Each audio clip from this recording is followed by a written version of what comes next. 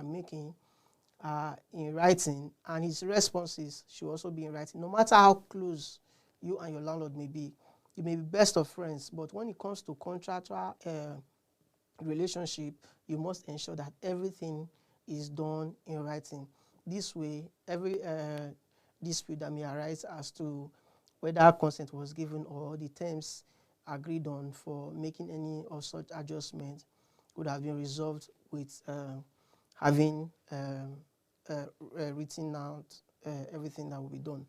Then another thing you may need to do is to keep records of every of the transaction which you do with your landlord.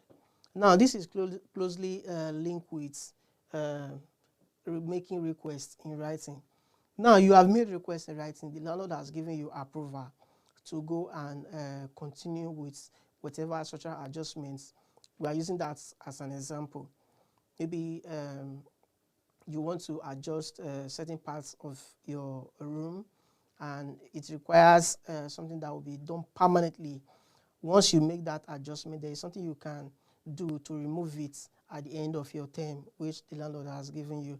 Now, if that is the case, you must ensure that whatever you are spending on those social adjustments, you keep record of it.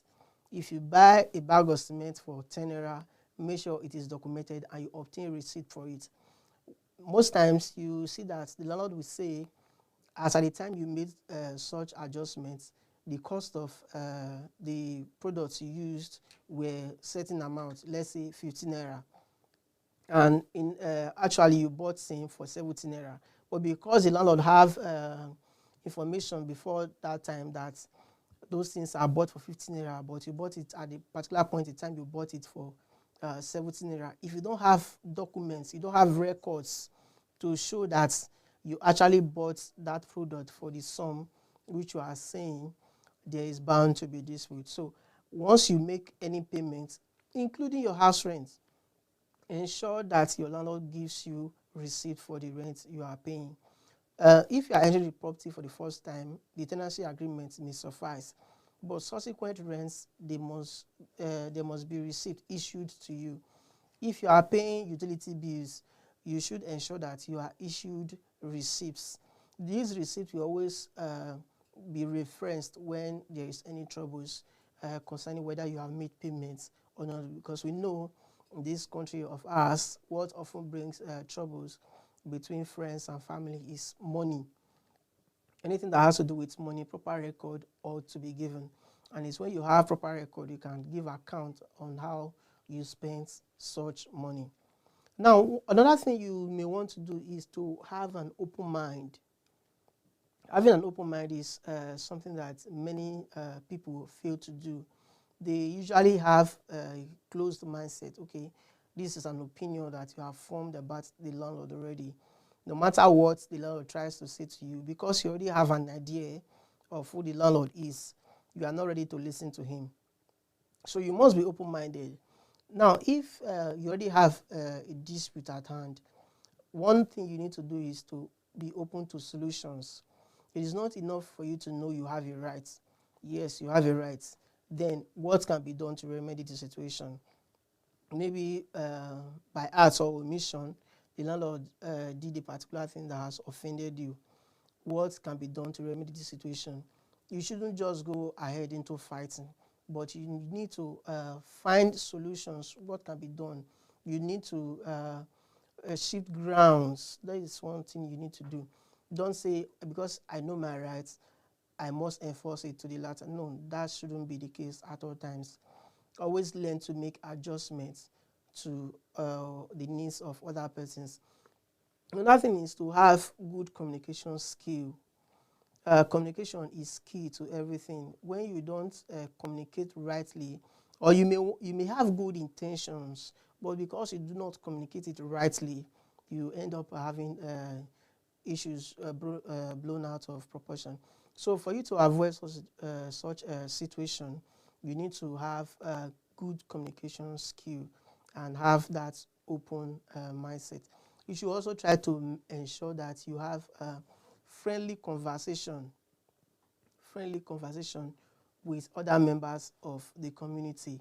Now, you may be having troubles with the landlord. You may want to seek ideas from other persons. How have you been able to deal with such situations? Not just anybody, but you should know that the person you are asking is someone of unquestionable character. Now, another thing you may want to do is to get advice from persons who are experts in dispute resolution.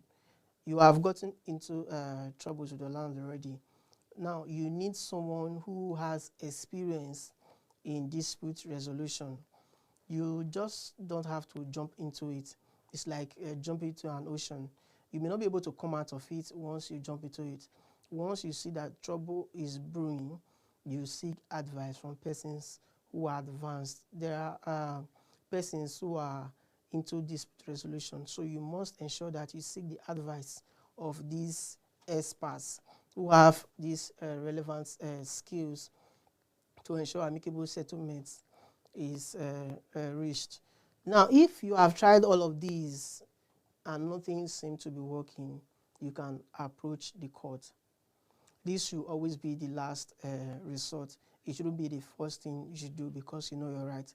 Yes, it is good to know your rights, but there's this adage that says knowing what is right is good, but knowing when to do what is right is another thing.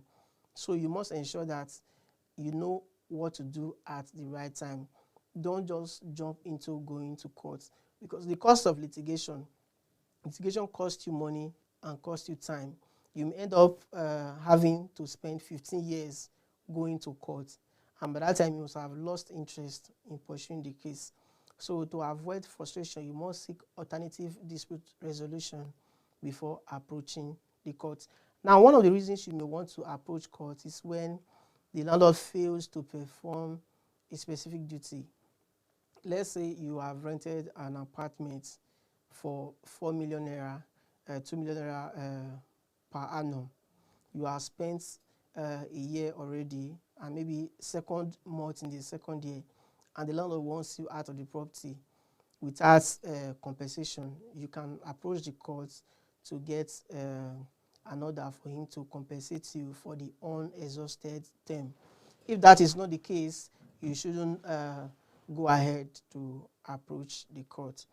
So, conclusively, before you do anything as a tenant, you must ensure that you understand the terms and conditions of the agreements that you are entering with the landlord. You should have an open mind. You should know that you are also dealing with human beings. You should also put yourself in their shoes, not just being self-righteous at all times. You must ensure that you consider the opinions and views of other persons while you are dealing with them. You also need to have some level of emotional intelligence, because there is individual difference that exists in every person. What Mr. A wants may be different from what Mr. B wants. Mr. A's ideas may be different from Mr. B's ideas. You must be able to make adjustments to accommodate Mr. A or Mr. B at different points in time. This shouldn't be, however, to your detriment. You must ensure that everything is resolved amicably. That's how far we can go for today. You can also check our previous episodes on our property matters. Like I said during the introductory parts, that we did how to manage troublesome tenants in the last session. So you can always look out for more sessions to come. Next week, we'll continue from here. Thank you for your time, for always being here.